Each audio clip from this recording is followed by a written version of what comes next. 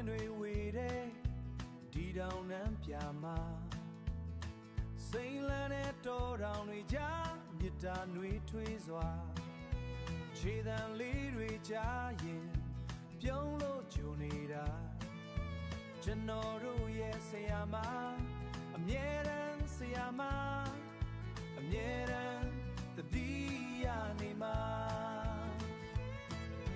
မိုးရွာတဲ့နေ့တွေမှာဒီလေးတူတူဆောင်လို့စာသင်ခန်းလေးထဲမှာအနာဂတ်တွေပုံဖော်လို့ဆရာမရဲ့အပြုံးကကျွန်တော်တို့အတွက်ခွန်အားတွေပေါ်တောင်ပေါ်မြေရဲ့နဲ့သမီးမမေ့နိုင်ပါဘူးဆရာမရဲ့မမေ့နိုင်ပါဘူးဆရာမရဲ့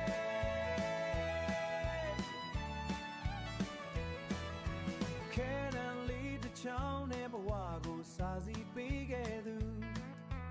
အခရာတွေကိုသင်ကြားလမ်းမှန်ကိုပြသူကယူနာတွေအပြည့်နဲ့နားလည်မှုပေးခဲ့သူအဝေးတနေရာရောက်လေအဝေးတနေရာရောက်လေရင်ထဲမှာအမြဲရှိနေသူမိုးရွာတဲ့နေ့တွေမှာဒီလေးတူတူဆောင်လို့စာသင်ခန်းလေးထဲမှာ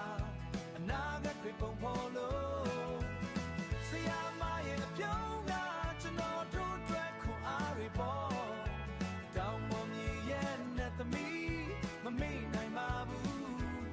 ဆရာမရဲ့မမေ့နိုင်ပါဘူးဆရာမရဲ့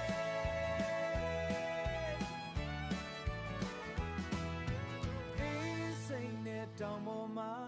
မြစ်တာမီအိမ်ထွန်းကြီးခဲ့ချောင်းသားတွေအောင်မြင်ဖို့ကိုကြိုးစွန်းသင်ကြားခဲ့ခုတော့လဲဝေးရပြီလွမ်းဆွချင်းတွေနဲ့တူဆရာမကိုချစ်တဲ့စိတ်ဒီတောင်နှမ်းမှာအမြဲချမ်းရသူတောင်မောဆရာမကိုလွမ်းတယ်မမေ့နိုင်ပါဘူးဆရာမရဲ့